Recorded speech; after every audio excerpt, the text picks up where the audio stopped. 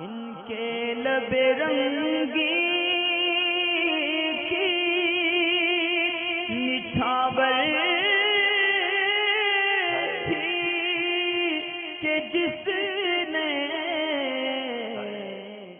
पूछती हैं कि बिस्मिल्लाह शरीफ नमाज में कहाँ कहाँ पढ़ सकते हैं, यानी ये कि तकबीर, रुकू और सुजूद की बोलते वक्त बिस्मिल्लाह पढ़ सकते हैं या नहीं पढ़ सकते। तो बिस्मिल्लाह शरीफ जो है वो सूरह फातिहा से पहले पढ़ना ही सुन्नत है, तो सूरह फातिहा से पहले पढ़ सकते हैं।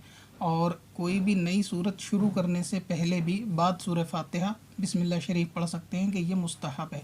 मसलन ये कि अगर आपने सूरह फातिहा मुकम्मल की और अब आपने कोई ऐसी सूरत शुरू की कि जो आपको शुरू से पढ़नी है, और अक्सर आवाम शुरू ही से पढ़ने वाली सूरतें ज़्यादा उसको चुनती है 30वें पारे की, जैसे मसलन कुल हुवल्लाहु अहद आपने शुरू करनी तो उससे पहले आप बिस्मिल्लाह शरीफ पढ़ सकते हैं सूरह फातिहा के बाद और नई सूरत से पहले।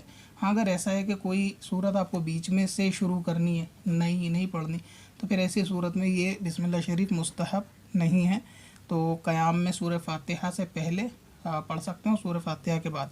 और ये कि रुकू और सुजूद के अंदर बिस्मिल्लाह शरीफ नहीं पढ़ सकते, क्योंकि ये कुरान है और कुरान पाक को रुकू में या सुजूद में पढ़ने के लिए हदीस पाक में मना है।